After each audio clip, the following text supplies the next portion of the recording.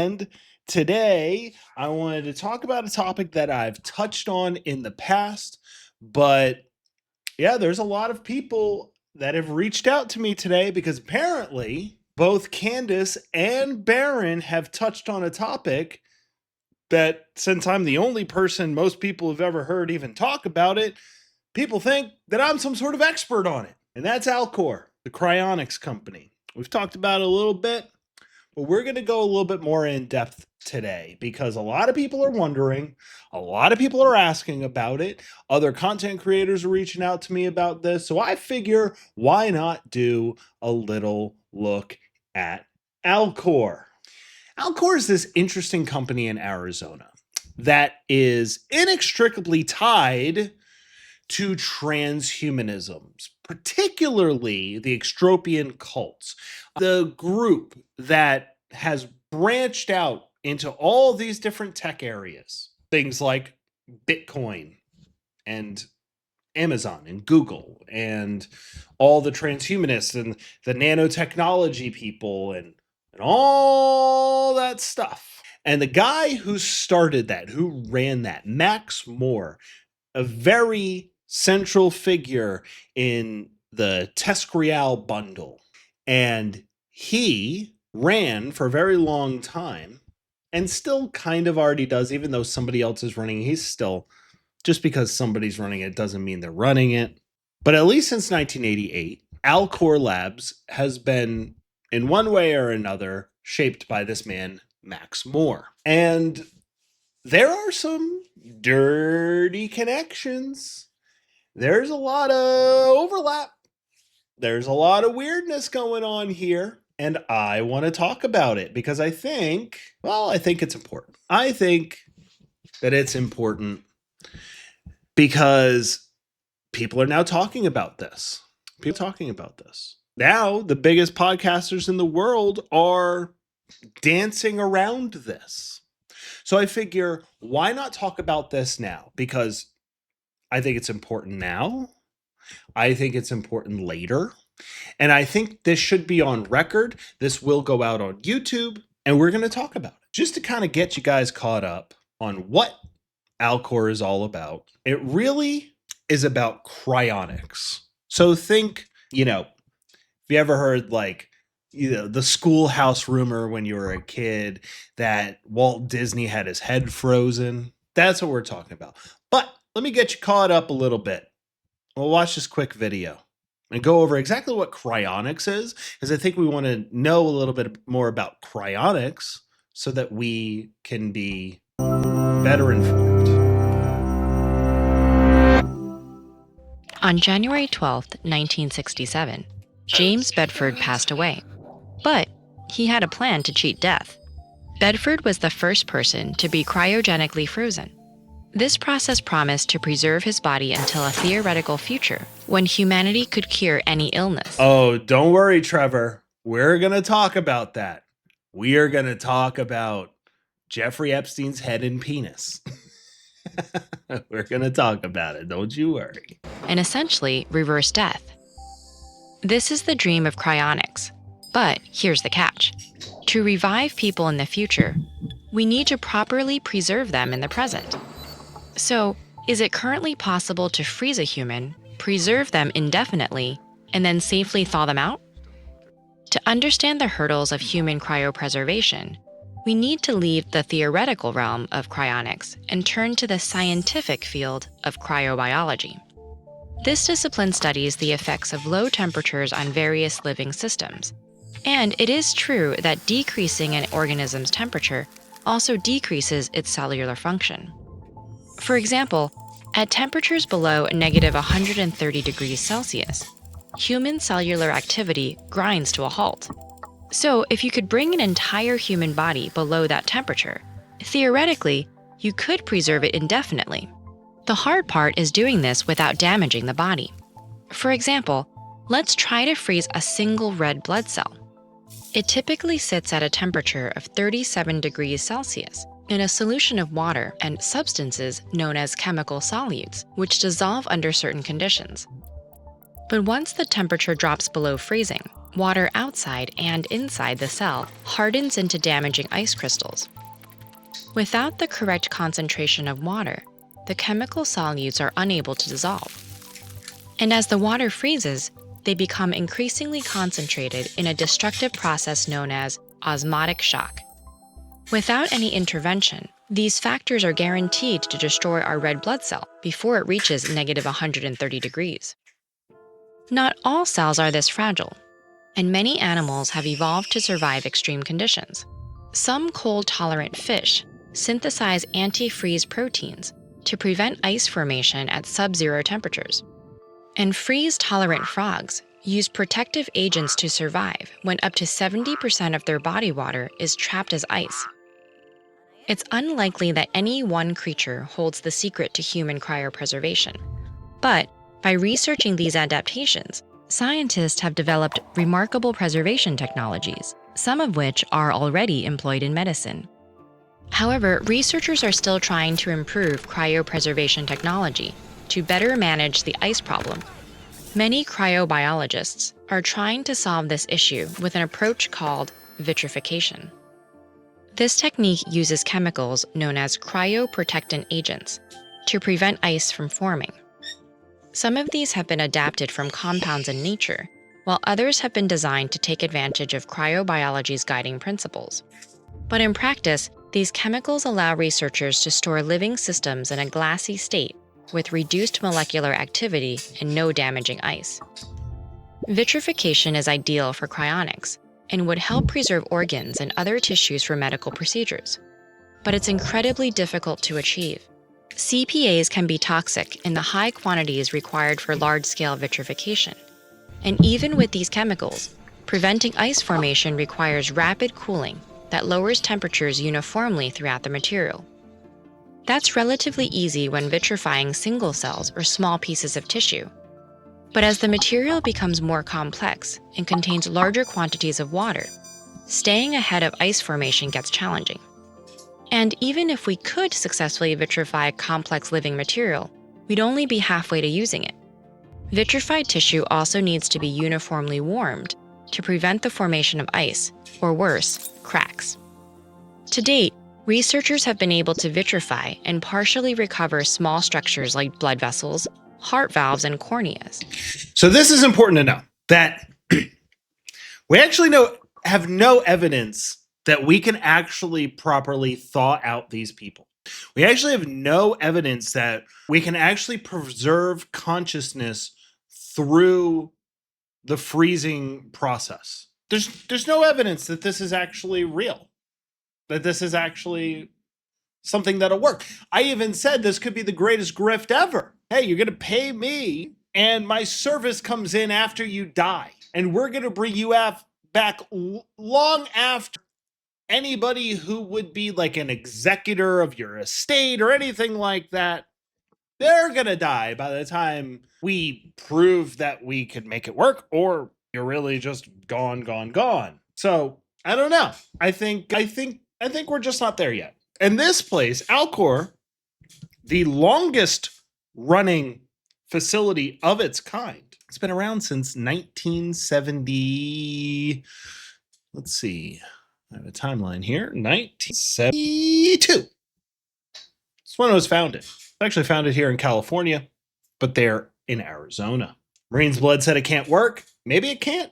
Maybe it can. I don't know. So let's talk a little bit about Alcor, okay? Because there's a lot of history, and we're not going to go over everything. So let's talk a little bit about the history. I'm going to read it. You're not going to see what I'm reading off on the screen here. We're going to talk about it. Okay.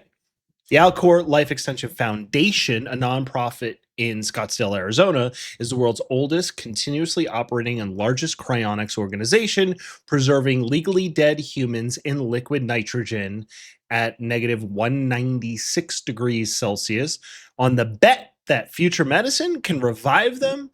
As of the live Alcor site in 2026, it reports 1,535 members, right? So it's people who've signed up, and they currently are preserving 263 individuals. And some of these people You for sure know. And we will get into that. We will for sure get into that. Okay. Now, I cannot stress this enough. Alcor is very much so a very key place and operation within the oldest of the modern transhumanist, group, people, entities, whatever. Okay. Cryonics was really kind of like the first transhumanist sort of thing.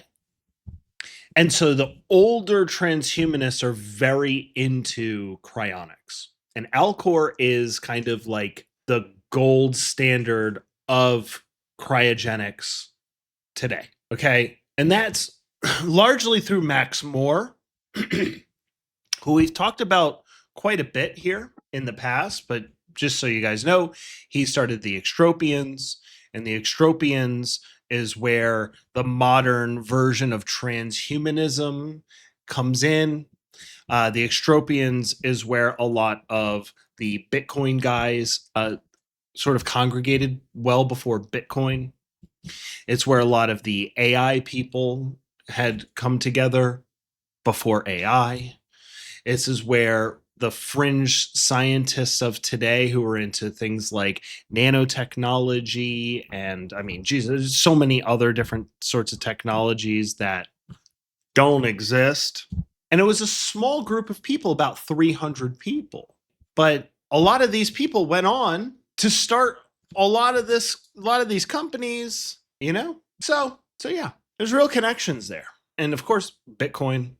And I think that there's evidence, and we've talked about this before, there's evidence that Jeffrey Epstein was in one way or another ingrained into that group. Some say Satoshi was a member. We know for sure that Hal Finney was. Hal Finney, who I believe, if Satoshi was one person and not the CIA or Mossad or both, the one person, if it was one person, it was Hal Finney. I've always thought that. Now, there are some Israel connections, and they're kind of thin, to be honest, but there's one thing that I want to flag, right?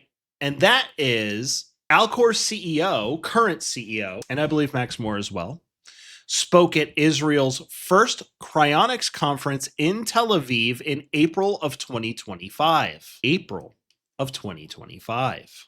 And if you're into the kind of new theory that Charlie Kirk is frozen at Alcor, and if you're of the mind that our greatest allies had something to do with that, or his death in general, why did Israel all of a sudden, but while they're out there just eradicating an entire group of people, they felt that they needed to have a conference about cryonics a mere 5 months before Charlie died?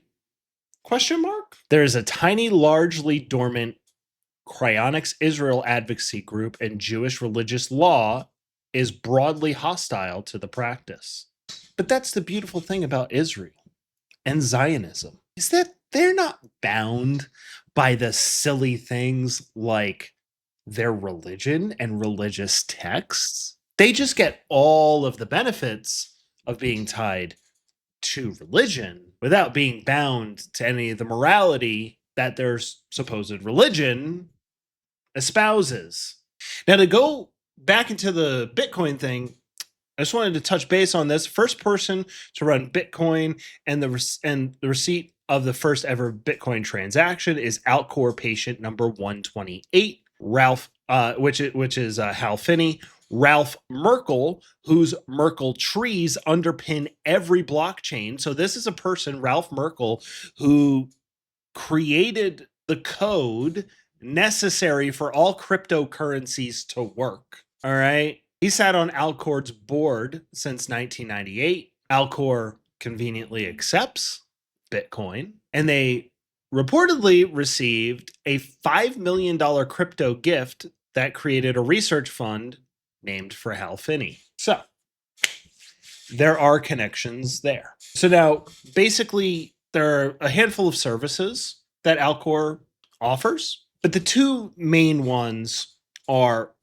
whole body or full body preservation and what they call neuropreservation, which is your mind. Now, Max Moore himself, in a very recent interview, had actually stated that he is only doing the neuropreservation because he believes that he's going to live long enough, that his body will be frail and not really worth saving, and his mind would need to be uploaded into something else that is more nimble, let's say, because some of these people believe in mind uploads. Your Peter Thiel's. Peter Thiel is a very prominent person when it comes to that. Okay. And believe it or not, it's only $80,000 to preserve the head or $200,000 to do the whole body. And you can even use your life insurance to buy it. Isn't that interesting? Isn't that fun? Okay. The vast majority of members fund cryopreservation with life insurance policy naming Alcor as owner and beneficiary. That sounds like a fucking scam. That sounds like a scam. So let's call it 200,000, 220,000 to do a whole body. Most life insurance plans are like $1 million to start. So why would they become the beneficiary of their life insurance? That's really weird. Spreading a six-figure cost across small monthly premiums and making cryonics accessible to ordinary incomes, not just the wealthy. A large portion of each member's funding is routed into the Patient Care Trust, a legally separate fund that is invested conservatively so that only its earnings, never principal, pay for the indefinite upkeep of patients already in storage. As of December 31st, 2023, the Associate Care Trust investment account held roughly $17.4 million. Gotta say, that's actually really smart. Because how do you get years of being, it's a deep, deep cold. It's not cheap to run that. It's not cheap. And let's look at what 2025 was like for Alcor. Hello, current and future Alcor members. It's that time of the year again where we get to look back at the progress we've made as an organization. Because if you're Pitsy says, but Kevin, if it's life insurance, wouldn't that be fraud if a person doesn't die? I agree. I think it's really, really weird. And the more I look into it, the more you see municipalities kind of getting into lockstep with them and sort of, fudging the definitions of things so that they can operate.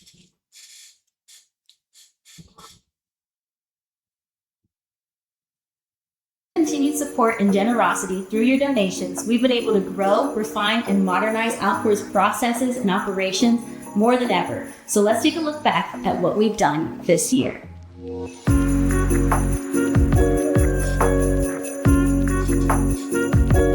Guys, we're just a normal company.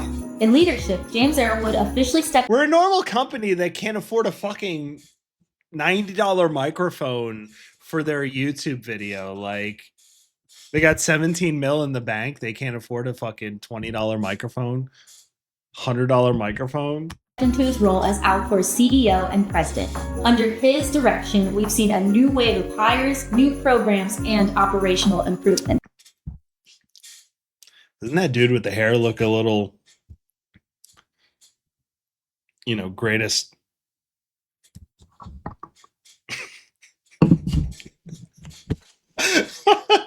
He's looking a little greatest ally, if you ask me. Just saying. Go underway. In September, Alcor launched a brand new website followed by a member portal where you can now notify Alcor of any health changes. By the way, I could make a better website than this in an afternoon. Or upcoming procedures. You also have full control over your personal data, and you can update or manage your financial information directly through the portal. Lastly, you may have already seen new names on Alcor emails and correspondence. This year, we welcome 3 new team members to the admin side: Garrett, Cameron, and even me, Amaya.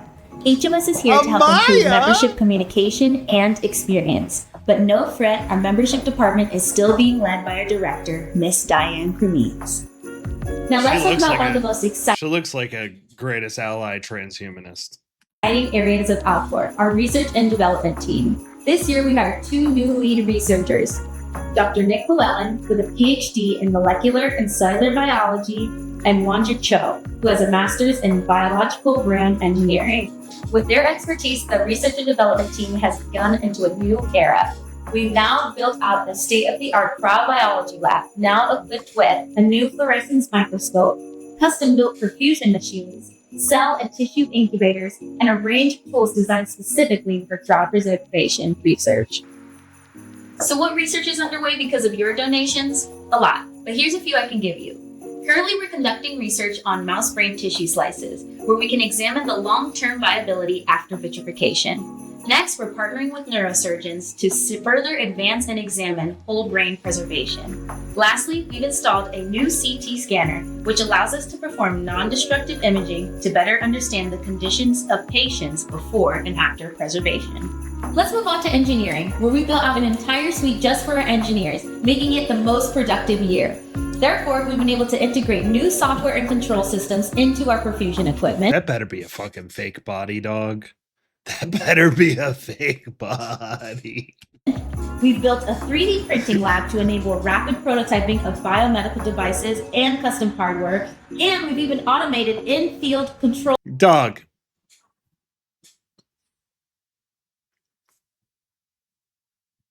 If I saw that, if I was taking this seriously and was like, I'm going to get frozen. Honey, I'm going to get frozen. Watch this video with me. Look at the operation they got. And I saw this. Refund.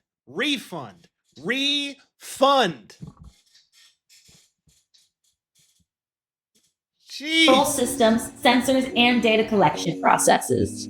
We also brought on Mohammed Reshnaiwala, who holds a master's in mechanical engineering. Last but not least is an update on our deployment and recovery team, known as DART.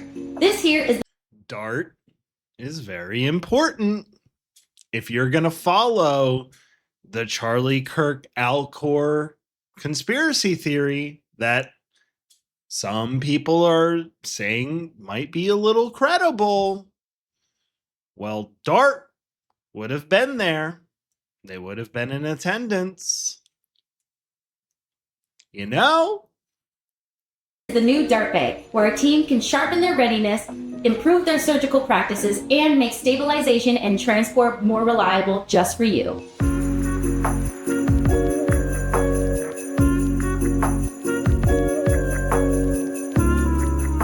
Wow, what a difference a year makes, all thanks to your donations making it possible. Thank you for trusting Alcor with your afterlife care. Take care of yourselves and take care of each other. That's what they've been up to.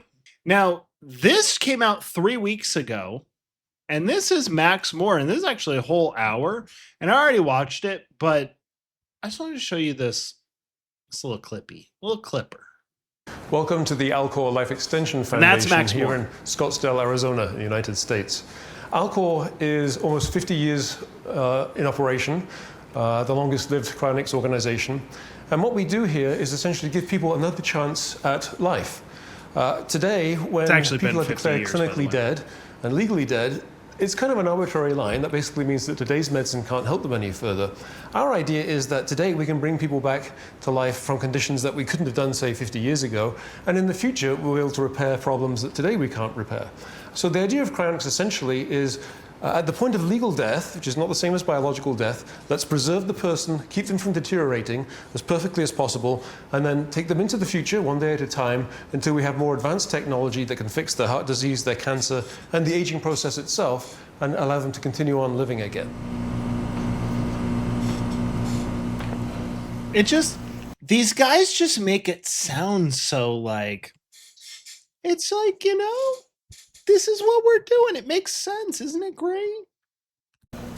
This is Alcor's operating room. Although before we get to that stage, I want to explain what we do here.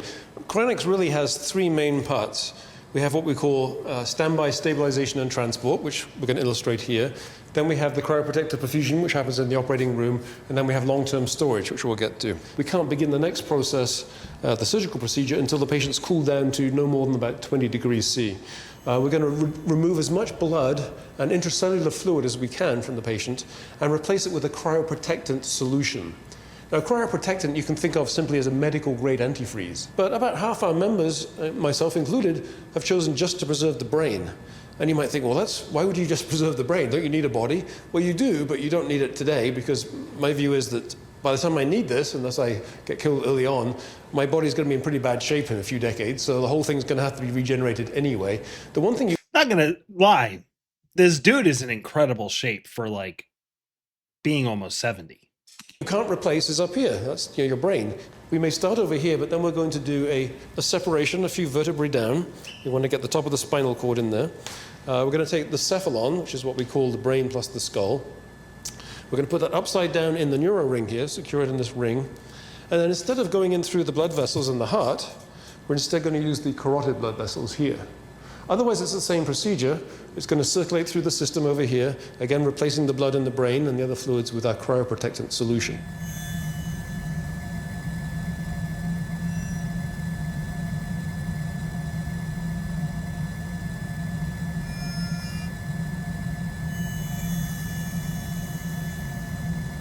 Here in Alcor's patient care bay, we have all 185 human patients and around 88 pets. Let's go take a look. Pets? Not gonna front. Not gonna front. I would freeze Bo.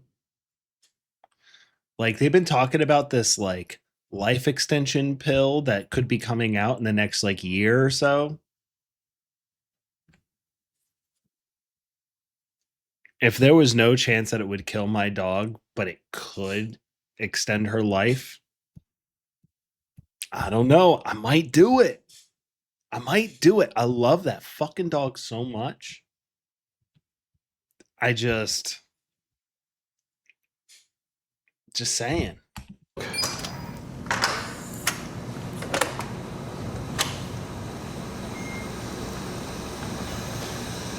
Now, these vessels that you see are what contain our patients. These are called dewars, D-E-W-A-R. They're cryogenic dewars. These are very much like thermos flasks. If you've ever used a thermos flask to keep your coffee hot or a drink cold, you know how these work. They have a vacuum layer on the inside. So here I can put my hand on it. It's just kind of chilly metal. But inside it's extremely cold. It's minus 320 Fahrenheit or minus 196 degrees Celsius. So very, very cold. This is a model of contain 4 whole body patients. So there's 1 patient in each of these pods. That's just for mechanical protection. So if there's any reason why they get banged around, they're protected. And we use these hooks to, we have a winch in the roof there. We just lift it up and put them down in here. So they'll be with 3 other people. So we have 4 whole body patients. Plus we can get actually in the center column several neuro patients, or we may have pets up in the top column. So 4 whole body patients and 5 neuro patients. Or we can convert one of these containers to actually store 10 neuro patients by putting in shelves here. So you could potentially get 45 neuro patients in one of these. So this is what we've used for a long time. But now we have a new model, which is this one, the Super Doer. So now we can get about 11 whole body patients inside the same floor space. So, it's between a half and a third of the cost for liquid nitrogen, for rental space, and so on. So that's really helped to keep down on long-term costs. Especially if you're a whole body member, quite a bit of the money that you pay for that, out of the $200,000 minimum, we put $115,000 aside for long-term storage. So after we've done all the procedures, all the transport, the protection, the surgery, after all that, we have more than half of the money left, put in a special protected trust fund that can't be used for any other purpose, and that maintains people in these for as long as it takes. And as you mentioned, the person we have the longest was cryopreserved in 1967, and we still have him. So we haven't lost a patient yet.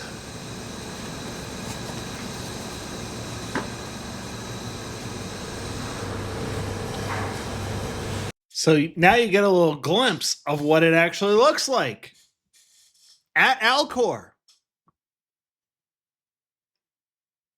I'm just wondering, do you think Jeffrey Epstein and Charlie Kirk are in the same doer together, kind of like how Sam Bankman-Fried and Diddy were in the same prison cell together? Tell me in the chat if you think I'm onto something or if I'm just smoking more tinfoil.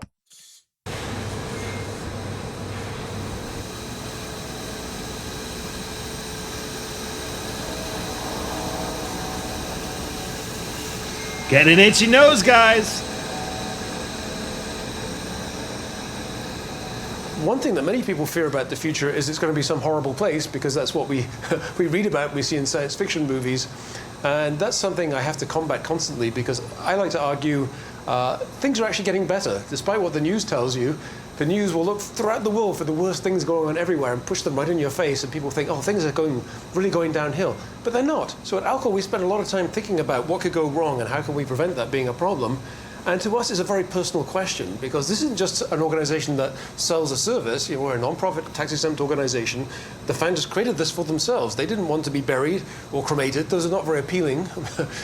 What's your body? They don't care about making money. They care about pushing transhumanism. And their tactic is to not talk about it. They just want to sell you on all of the little mechanics along the way.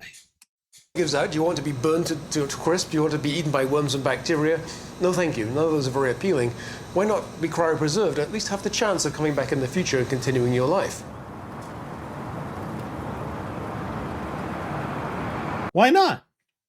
I will say, of all of the transhumanist figures, I think Max Moore is the most likable at the very least. I also think that he isn't so on the other end. Like, I've never seen him really talk about merging with AI and all that kind of stuff.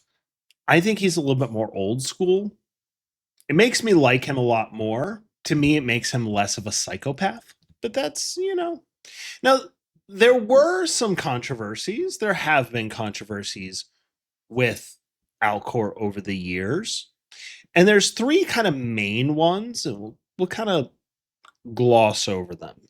There's Dora Kent in 1987-88, okay? Alcor's near-death experience. Dora Kent, 83, mother of cryonics activist Saul Kent, was neuropreserved, meaning the brain was preserved, okay, by Alcor. The Riverside County, because this was still in Riverside before California, before they went out to Arizona, the Riverside County coroner initially ruled her death natural, then revised it to homicide, alleging barbiturates were administered before death. Alcor said they were given after to protect the brain. Police handcuffed 6 Alcor staff, and a SWAT team raided the facility and seized equipment. But Dora's frozen head, its location kept secret, was never recovered. So is she not in one of those doers? And this was in the 80s. So she wasn't in the doers? So where was she? Where were they freezing her head? Real question. No charges were ever filed. A court barred the autopsy of an Alcor patient, and Alcor won an appellate ruling affirming its right to accept anatomical donations. It remains the greatest crisis in Alcor's history. That raid made a lot of problems for them and was part of the reason why they left California for Arizona. The other is that Arizona literally came in and was just like, guys, just come here and do your thing. Just do your thing. Okay. Now in 2002, there was Ted Williams. Yes, the great Ted Williams, the baseball player. Okay. And this is what made Alcor famous. He was a Hall of Famer, died in 2002. His son, John Henry, had the body sent to Alcor for neuropreservation again. That's the head, over the fierce objection of daughter, Bobby Jo Farrell, who said her father had wanted cremation. The case exploded in 2009 when former Alcor COO Larry Johnson published Frozen, alleging Williams' severed head had been cracked and struck with a monkey wrench to dislodge a frozen tuna can used as a pedestal. You can't make this shit up. Alcor denied the allegations, and critically, Johnson later walked back the claim, admitting it was not based on firsthand observation. The lawsuits against him ended in 2012. John Henry Williams himself died in 2004 and was also cryopreserved at Alcor. And fun. Look at this. There's an interview. Cryonics is a controversial science involving freezing human remains. Its believers hope that one day those remains can be brought back to life. Now, a former employee of America's largest cryonics center is speaking up, claiming that he witnessed bizarre and unbelievable acts while he was working there. Arizona-based Alcor is the worldwide leader in cryonics. Its lab is said to house corpses, including the remains of baseball great Ted Williams. Williams swings, and there's a long... Frozen to minus 321 degrees, all at a cost of about $120,000 each. Larry Johnson, a former chief operating officer at Alcor, says in a new book that Williams' corpse was mistakenly decapitated and gruesomely mistreated. Through internal documents, photos, and secretly recorded conversations obtained by Johnson, he also alleges the company participated in the premature deaths of two Alcor clients who were close to dying. So what did he do? Did he just... He killed her. Alcor denies any wrongdoing and released a statement about the claims made in Johnson's book. In part, it says, Alcor is a nonprofit organization, a pioneer in the field of cryonics, and categorically denies the false allegations contained in Mr. Johnson's book. And Larry Johnson is with us this morning. His controversial new book is called Frozen.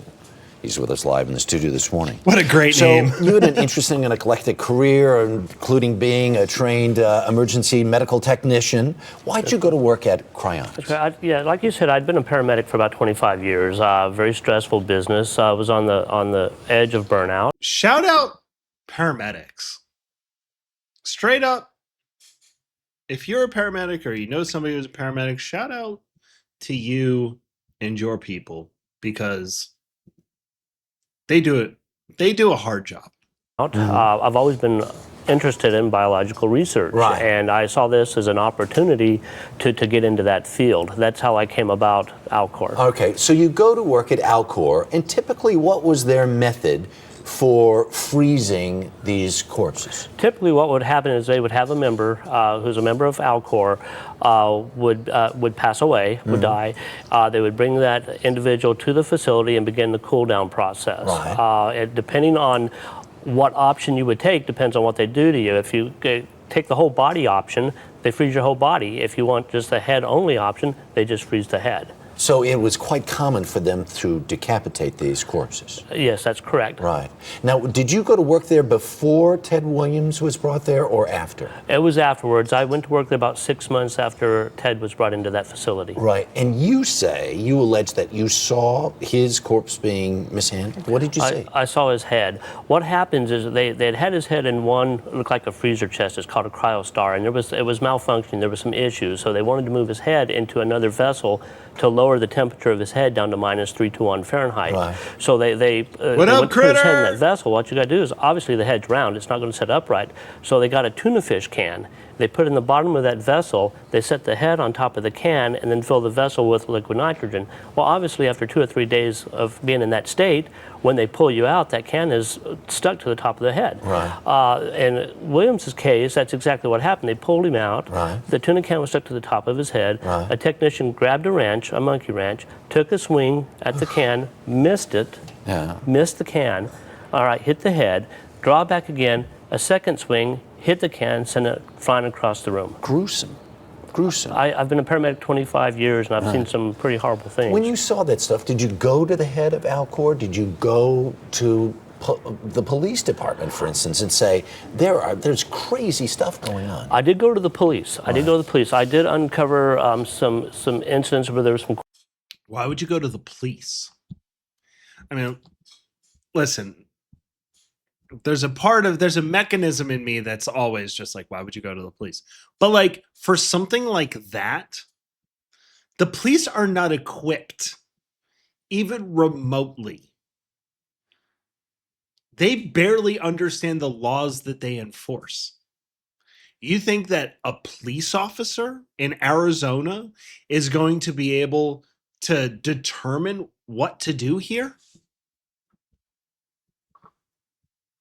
Like, in that instance, you go to like the FBI, something like that. Go to the fucking police. Questionable deaths. Right. You allege in the book there were people who were prematurely passed Absolutely. on with the aid of Alcor employees. Absolutely. I have knowledge of 2. I have solid evidence of 1 in the form of tape recordings. I wired myself to get that on tape that they were actually euthanizing. So you went to the cops, and what did the cops say? I went to the cops. This particular death occurred in L.A. Right. So I went to LAPD Homicide Division, turned the tapes over to the homicide detectives. Right. They thought, this is great, this is a smoking gun, we're going to deal with this. A few days pass. I called them. They said, this is 11 years old. We don't have the resources to deal with this. We're worried about the homicides that happened last night.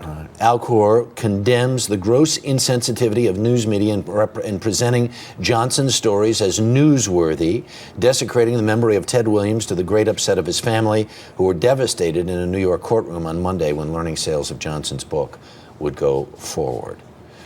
Alcor says, we're clean, you're full of baloney, and to which you say...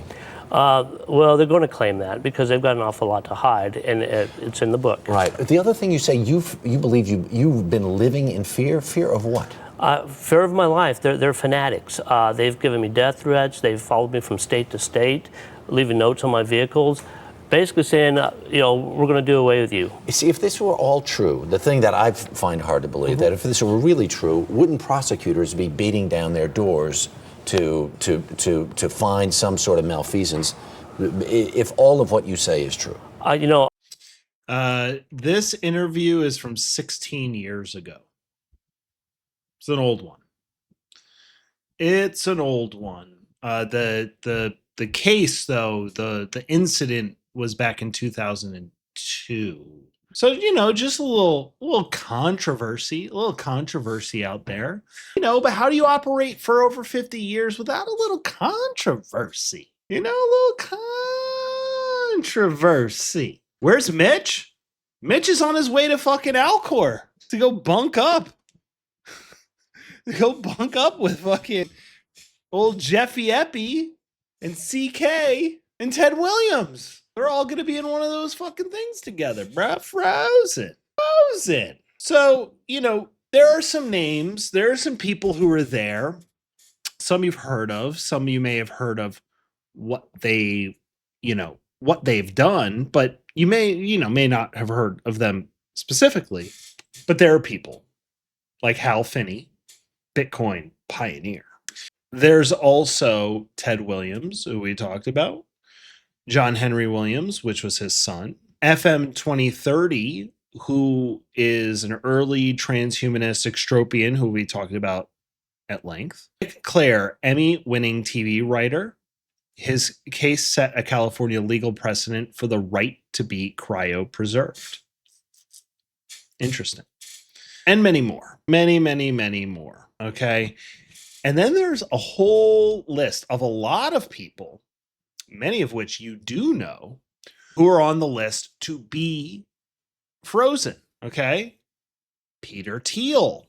But to be fair, Peter Thiel is on the list for like every transhumanist company. There's like so many other versions of like afterlife, transhumanist afterlife companies, which we talked about in the transhumanist companies live stream. There's a YouTube video. Go check it out. We go over all of that stuff. Peter Thiel is kind of like, he's in with all of them. So who knows where he's going to end up when he dies.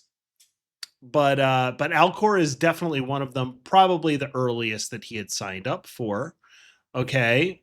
Kurzweil, who started the Singularity Movement, which is another one of the transhumanist cults, organizations, what have you. Steve Aoki, the DJ who like throws pies in people's faces. He's one of them. Confirmed. Larry King. Yeah, Larry King. Timothy Leary, which he's got an interesting story. And Timothy Leary, if you don't know, a very key figure in the acid movement of the 60s and 70s, counterculture icon, if you will.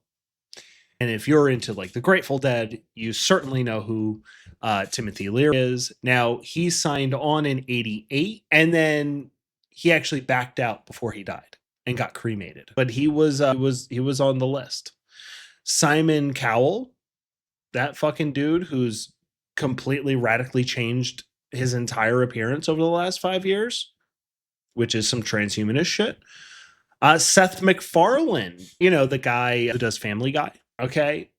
And then there was rumors of Britney Spears and Paris Hilton, but those are just rumors. One kind of last little thing about this, I would say, is Jeffrey Epstein. Let's talk about Jeffrey Epstein, because Jeffrey Epstein was a very outspoken and known transhumanist. And if you spend any time looking into his emails from the DOJ Epstein files, then you know that he was obsessed with genes and DNA and cryonics. He wanted to preserve his head and his penis. He had stated aspirations for all future humans having his DNA. Really weird fucking shit. And we know that, so there's a big black hole in the 80s and 90s when it comes to Jeffrey Epstein. Look at the Epstein files, look at all of the reporting on him. Most everything kind of starts in the early 2000s, 2002, 2005. But there was a whole, nearly 20 years before that in which Jeffrey Epstein was involved in a lot of things. There are some things that point to him being a part in some way or another with the Extropians, which was Max Moore and FM 2030 and a lot of those early people, the Bitcoin pioneers, allegedly Satoshi, Julian Assange. It's a very small club. It's a very small club. A very small club of very science-minded, science fiction-minded people who wanted to see human evolution through science, right? Now, like I said before, there's been offshoots of that, like singularitarianism, which is like transhumanism with AI. There are all these different versions of it, but they all trace back to the Extropians. I think that there's a Jeffrey Epstein connection. I cannot prove, it. I floated out the theory, and it's more of a hunch than anything. But knowing what we know about Jeffrey Epstein, knowing about these connections to these different Extropians, these different people, all the things that he was doing with science, Zordo Ranch, all of that, and his outspoken transhumanism and interest in cryonics, particularly for himself. Jeffrey Epstein, if he were serious about cryonics, he would not go anywhere but Alcor. Alcor is the best in that industry. And I don't know if you know this about Jeffrey Epstein, he only does the best. He only works with the best. He only influences the best. So it makes sense that if he were frozen, he would be at Alcor. If Charlie Kirk were frozen, he would be at Alcor. And again, we don't really talk about Charlie Kirk on this show, but because it does butt up to this, and now people are reaching out to me to talk more about Alcor so that they can make sense of these theories, I think this is one of the few instances in which I'll talk about Charlie Kirk. I don't know. I like to make jokes that Epstein and Charlie Kirk are frozen next to each other. Those are fun jokes. I like jokes. Didn't know if you knew that. Love that shit. I don't know. You don't know. Nobody fucking knows. Yeah. Charlie Kirk fatigue is real. I got Charlie Kirk fatigue in like October. But yeah, in a world that makes no sense, everything's on the table. In a case that makes no sense, everything's on the table. Because none of this shit even fucking makes sense. None of it makes sense. Absolutely none of it makes sense. It's all bullshit. But listen, if we're going to talk about it and people are coming to me because I'm the only person in their orbit who they've even heard about Alcor from, because I've been talking about the transhumanists, well, now I'm somebody who knows something about the topic. So I figure, why not do this live stream? And of course, I'm going to put this out as a YouTube clip probably in the morning, just so that there's more information out there. But also check out the AIcults.com, where you can learn more about the transhumanist cults, the different people that are involved, these different companies, and all the sort of stuff around this topic. I made a website so that you could learn about this topic. And I promise you this, you'll only ever hear me talk about Charlie Kirk whenever it may or may not intersect with the topics that I'm talking about. And that's not even like, you're not going to see me put like Charlie Kirk on the fucking thumbnail or anything like that, right? That's not what we're not here to talk about Charlie Kirk. We're here to talk about Alcor, because I think Alcor is not completely on the up and up. I think that Alcor is low key involved in many things, because freezing people is real. Freezing people until there is a time in which they can be unfrozen and then go about living again. That's also on the table. There's hundreds of people frozen right now, not just at Alcor, but like at a lot of these facilities. You become a martyr in this timeline, and then you come back 50 years, 100 years from now, when nobody knows your name, and you go live your own life. I'm not saying that's what's happening. I'm saying it's on the table just as much as anything else. I think about Jeffrey Epstein, and he needed to lay low for a while. He was an ardent transhumanist. He believed in this type of technology. If Jeffrey Epstein didn't kill himself, maybe he froze himself. In a world where we don't have answers and all of the theories are fucking insane, let's throw another theory out there. This is just as plausible. I would even go as far as to say, in some cases, as if not more plausible.